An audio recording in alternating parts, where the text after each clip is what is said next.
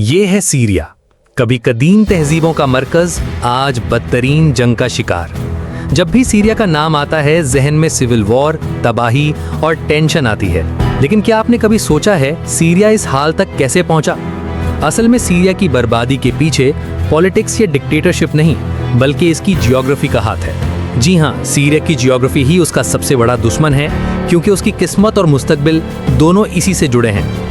Syria के western side पर पहाड़ हैं जो कुदरती दीवार बन गए। इन पहाड़ों ने साहिल के करीब अलवी और सेंट्रल एरियाज में सुन्नी मुस्लिम्स को अलग कर दिया। नतीजा, दोनों कम्युनिटीज में नफरत और शक पैदा हो गया। और सिर्फ पहाड़ नहीं, पानी भी एक बड़ा मसला है। सीरिया में ज्यादातर लोग दरियाए फुरात पर डिपेंड करते हैं, जो तुर्की से निकलता है। जब तुर्की ने डैम्स बनाए, सीरिया में पानी कम हो गया, खेत उजड़ गए, किसान बेघर हो गए। लाखों लोग शहरों में आ गए, जहां गुस्सा और बेरोजगारी बढ़ती चली गई। और यही गुस्सा 2011 में प्रोटेस्ट की सूरत में फटा, जो सिविल वॉर का सबब बना। सीरिया का ईस्टर्न हिस्सा रेगिस्तान है। इसकी वजह से ईस्टर्न और वेस्टर्न शहर डिस्कनेक्टेड हैं। रेगिस्तानी इलाके हुकूमत की गिरफ्त से बाहर थे, जिसका फायदा दाइश जैसे ग्रुप्स ने उठाया।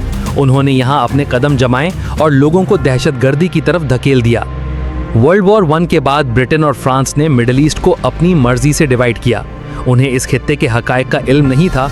उन्होंने पेंसिल से बॉर्डर ड्रॉ किए और नतीजा ये हुआ कि मुख्तलिफ मजहब और जबान बोलने वाले लोग जबरदस्ती एक मुल्क में कैद हो गए।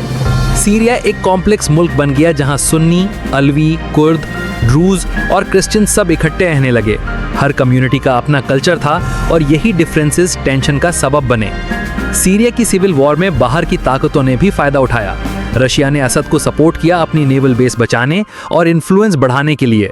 ईरान ने भी असद को सपोर्ट किया क्योंकि वो एक शिया मुल्क है और लेबनान में हिजबुल्लाह तक पहुंचने के लिए सीरिया उसका रास्ता है।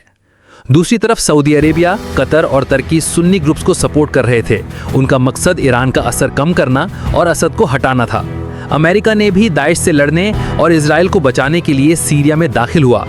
और फिर सीरिया का पड़ोसी इजराइल, जिसके साथ इनकी दुश्मनी की लंबी तारीख है।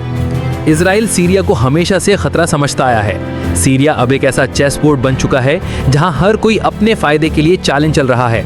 सीरिया की जियोग्राफी उसके माजी की कहानी भी लिख चुका है, उसके हाल पर भी हावी है और उसके मुस्तकबिल के लिए भी खतरा बना हुआ है। जब तक दुनिया के लीडर्स ये नहीं समझेंगे कि सीरिया के मसाइल सिर्फ पॉलिटिक्स नहीं, बल्कि उसकी जियोग्राफी की वजह से भी हैं, तब तक सीरिया के हालात बेहतर नहीं हो सकते। मजीद तफसीलात जानने के लिए डीप स्टोरी चैनल पर क्लिक कीजिए।